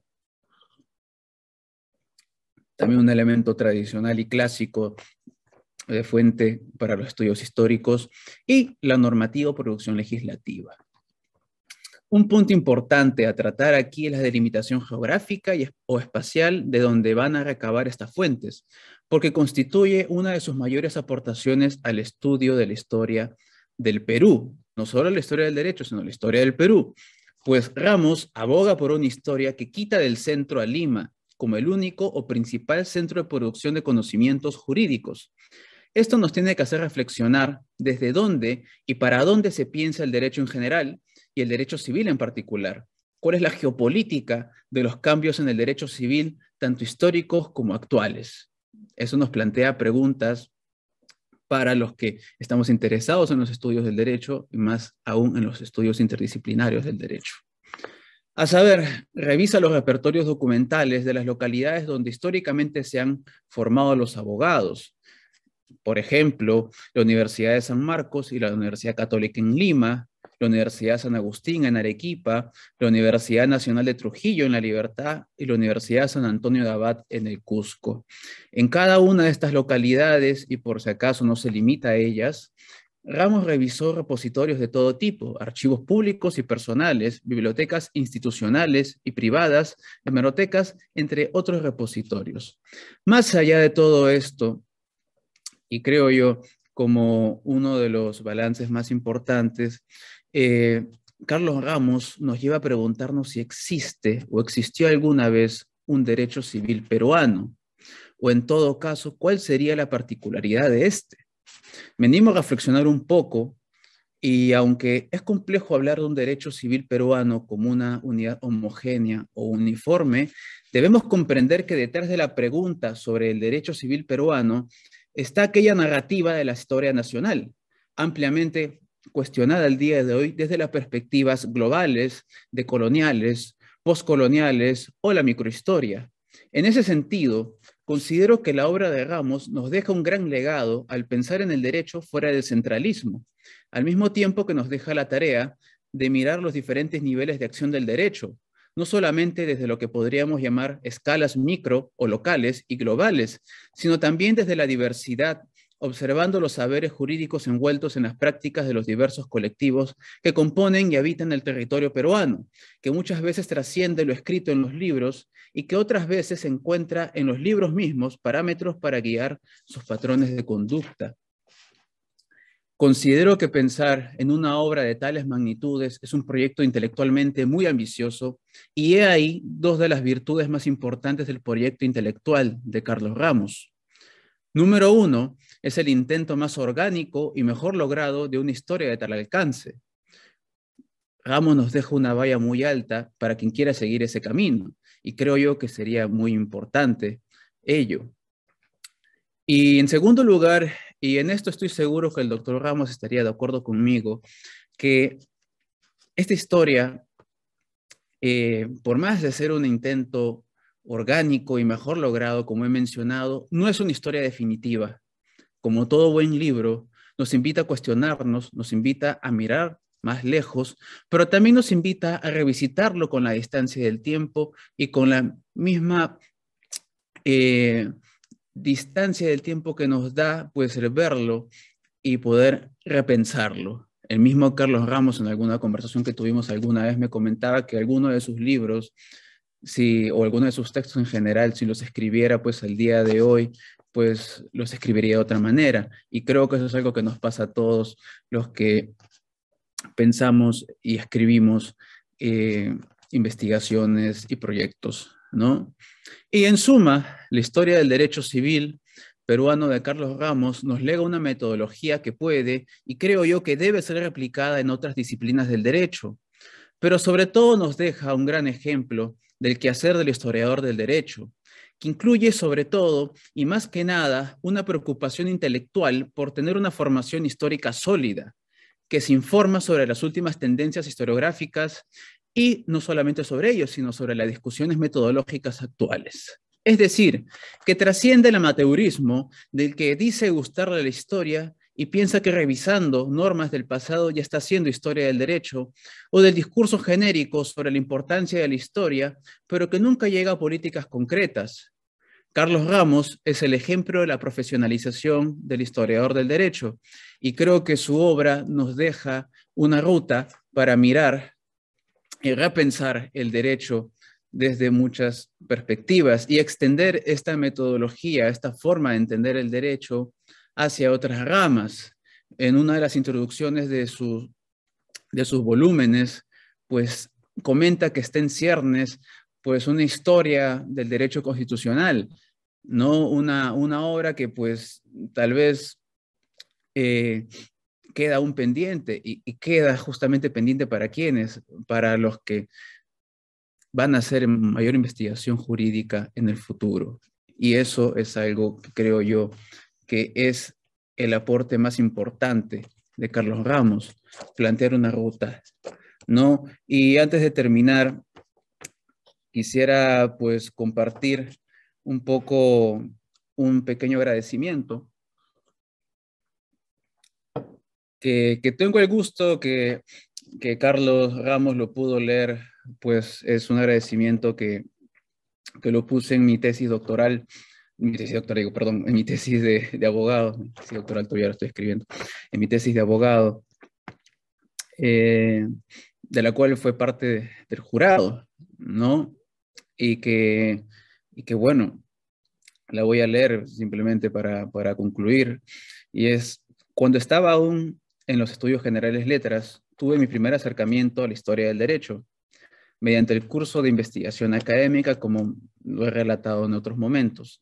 Una fuente de gran ayuda fueron los 2 primeros tomos de la historia del derecho civil de Carlos Ramos Núñez. Necesitaba orientación y decidí escribirle al autor solicitando ayuda.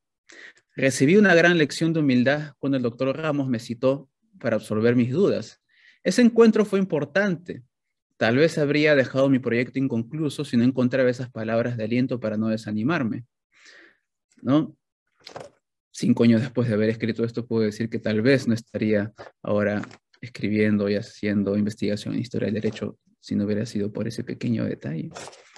2 años después, caminaba por el Jirón Camaná, saliendo del Archivo General de la Nación, desanimado porque este había cerrado temporalmente y a causa de esa clausura me veía obligado a dejar paralizado un proyecto de investigación. Pasé por el Instituto Riagüero y entré con la esperanza de poder encontrar a alguien que pudiera orientarme en la búsqueda de más fuentes. Dentro me volví a encontrar con el doctor Ramos y desde ese momento se entabló una amistad de la que he aprendido y sigo aprendiendo. Y puedo decir 5 años después que aún así, cuando ha partido el doctor Ramos, sigo aprendiendo.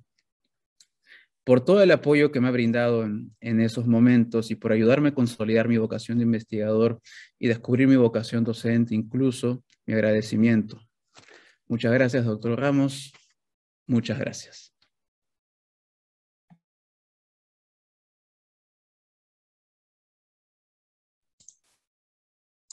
Muchísimas gracias, estimado profesor Damián González, por el desarrollo del tema del discurso, el método del discurso.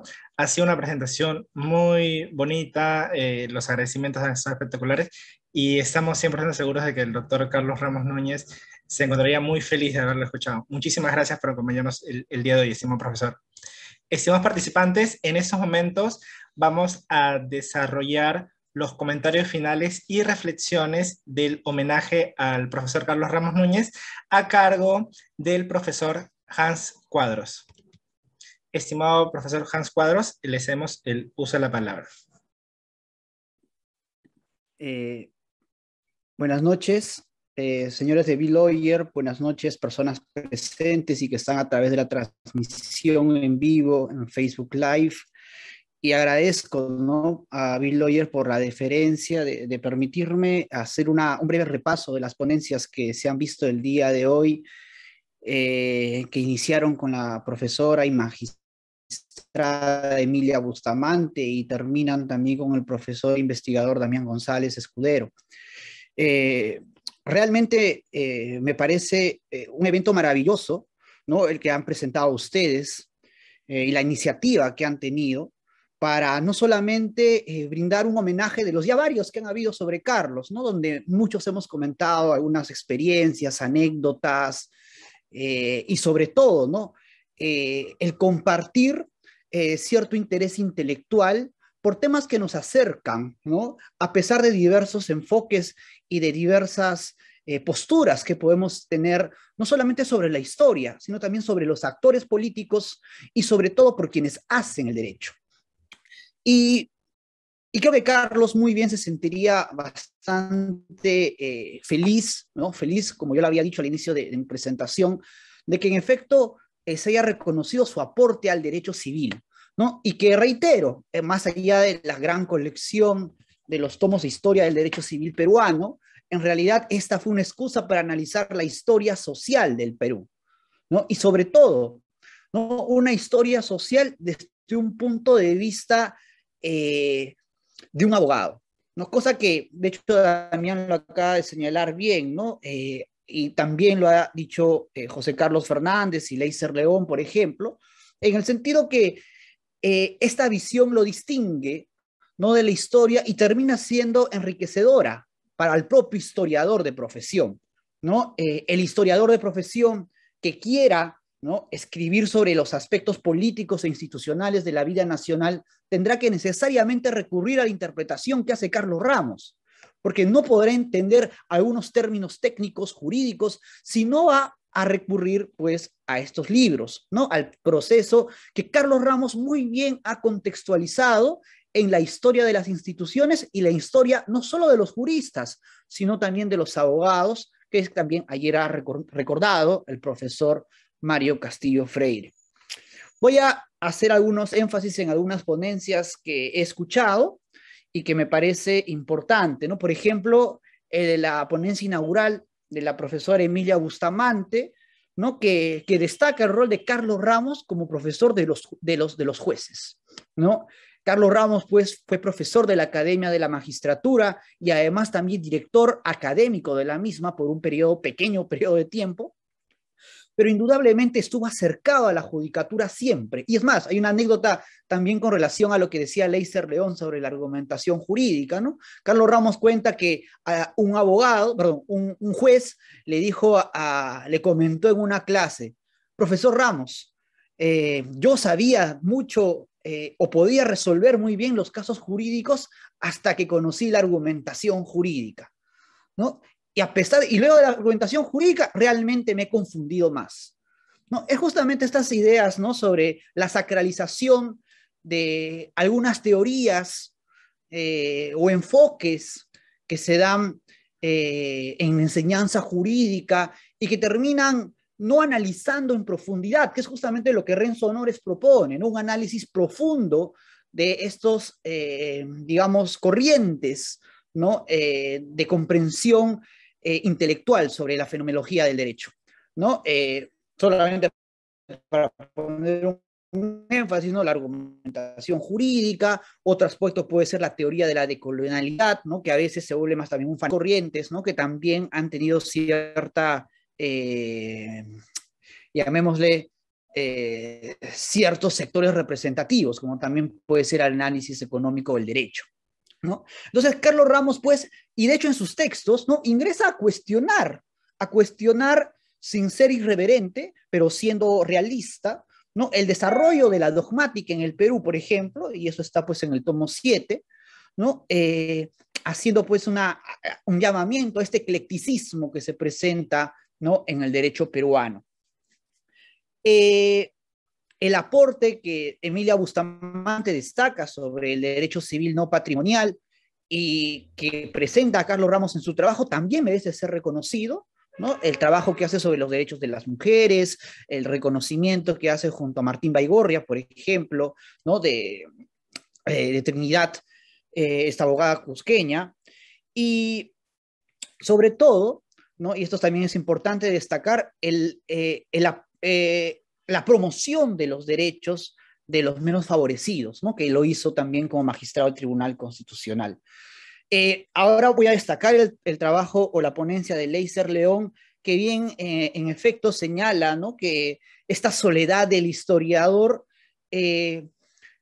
también termina siendo productiva, ¿no?, en el sentido de que le permite reflexionar sobre fenómenos históricos que puede apreciar en las bibliotecas, ¿no?, a través de los libros que encuentra en las bibliotecas, y que le permite, por ejemplo, la comprensión de la traslación, ¿no?, de una tradición jurídica que tiene en el proceso de codificación pues un fenómeno de alcance global, ¿no?, que de hecho la historiografía podría reconocerla como una etapa, que de hecho la reconoce como una etapa de nuestra tradición jurídica romana germánica, y que muy bien es destacado por Carlos Ramos, ¿no?, como un producto que no exento de las influencias de los juristas y de los elaboradores de los códigos civiles, en el caso del código, en el último código, ¿no?, se evidencia en este desorden sistémico que hay por las diferentes teorías, y que Carlos Ramos pues conocía muy bien,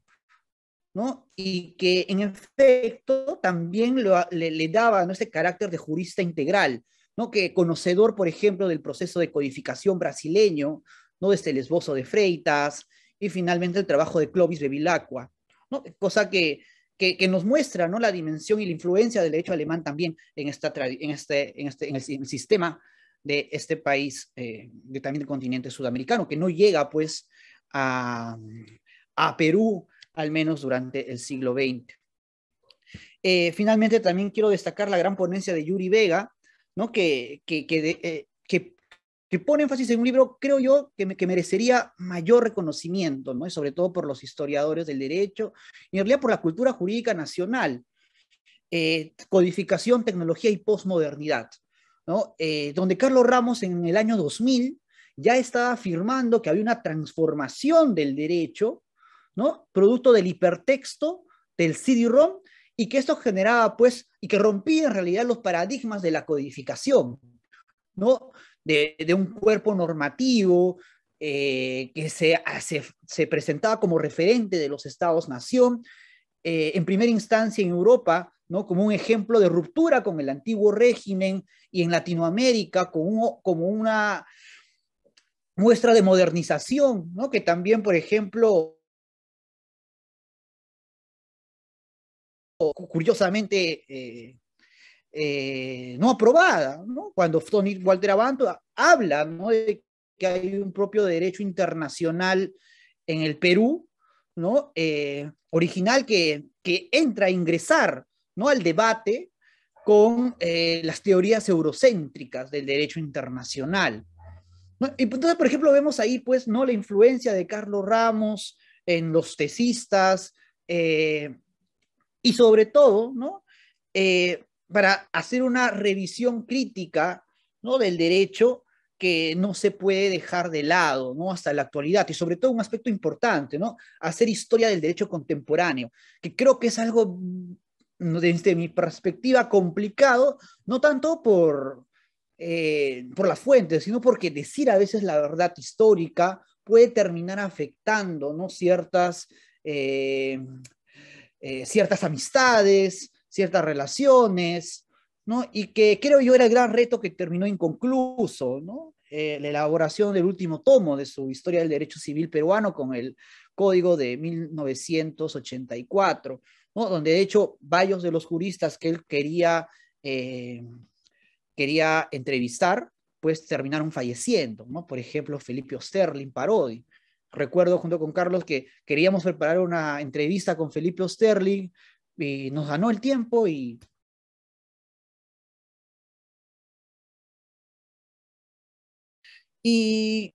también, ¿no?, el énfasis que me gustó de Sergio García Long, donde habla sobre la importancia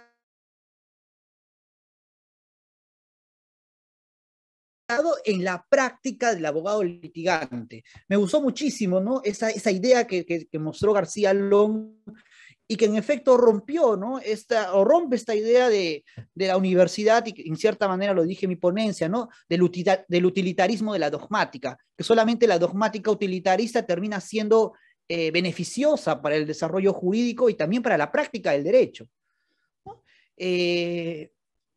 Y cuestiona pues también a los profesores que se alejan de la práctica del ejercicio de la abogacía, ¿no?, aunque sé que es muy difícil compartir la vida académica y la vida del ejercicio privado, pero que es importante, ¿no?, y que hay que rescatar también la labor de los abogados que aún ya lo hacen en la judicatura o en su propio ejercicio, ¿no? Eso también es destacable y se puede apreciar, por ejemplo, en el libro de la Corte Suprema, la historia de la Corte Suprema.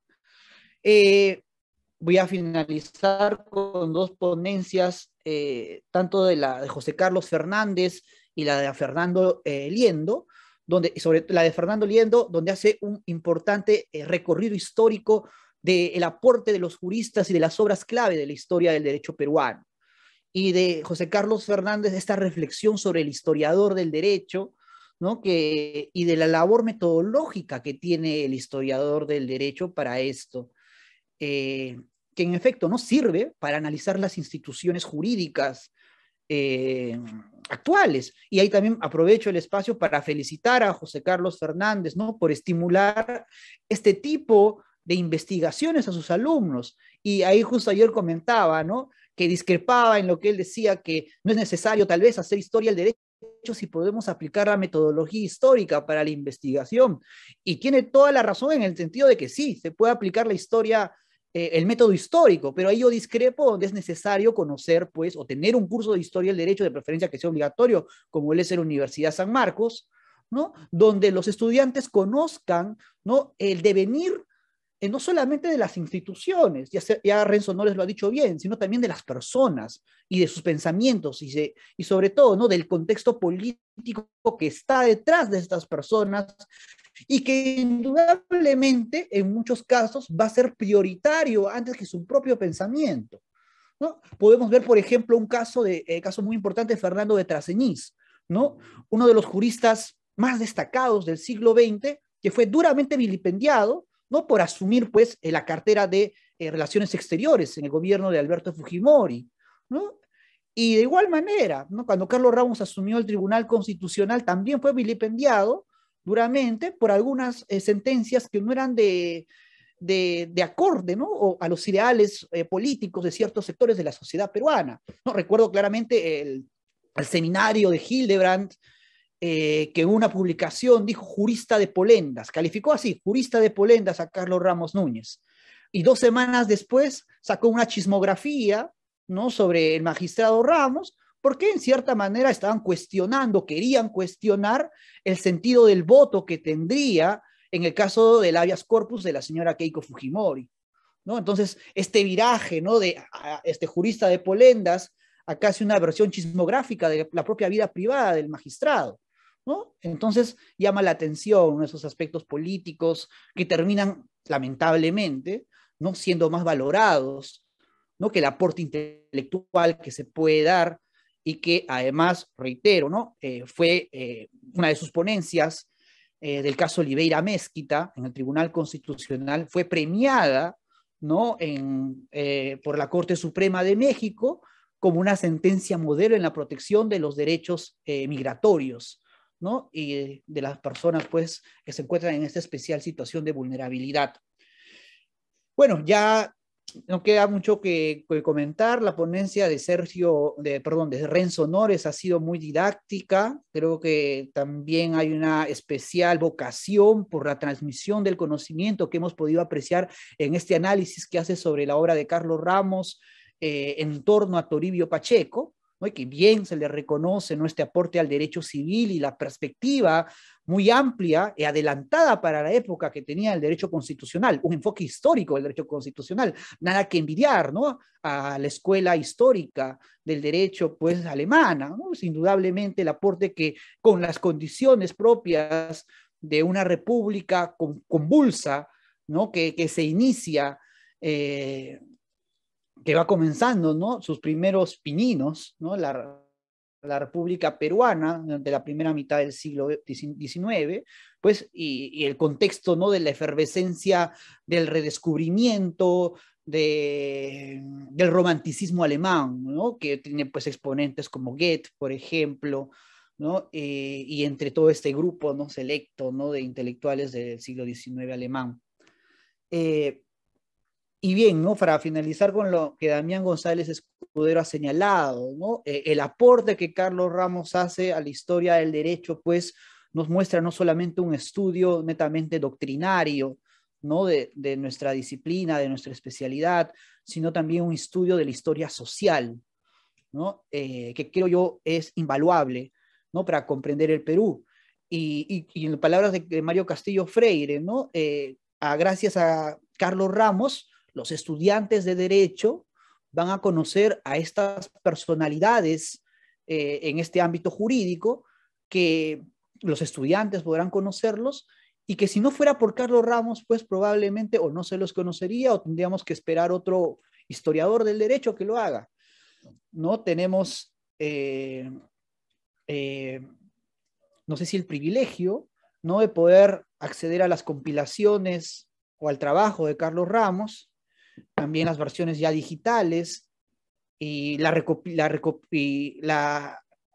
reedición y vuelta puesta en vida, ¿no?, de buenas obras históricas, como de la Dunbar Temple, de Toribio Pacheco, de José Silva Santisteban, que recopiló en el Centro de Estudios Constitucionales, ¿no? Entonces, en efecto, creo que la educación jurídica, los estudiantes de Derecho tienen, pues, el privilegio de poder acceder, ¿no?, en primera mano y conocer a los personajes, a las personalidades que en nuestra especialidad y en nuestra profesión hicieron historia, ¿no? Y Carlos Ramos también, pues, pasa a la historia, se habrá ido físicamente, pero sus textos vivirán en la eternidad, al menos mientras sean leídos.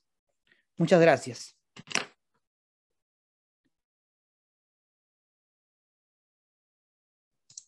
Muchísimas gracias, estimado profesor Hans Cuadros.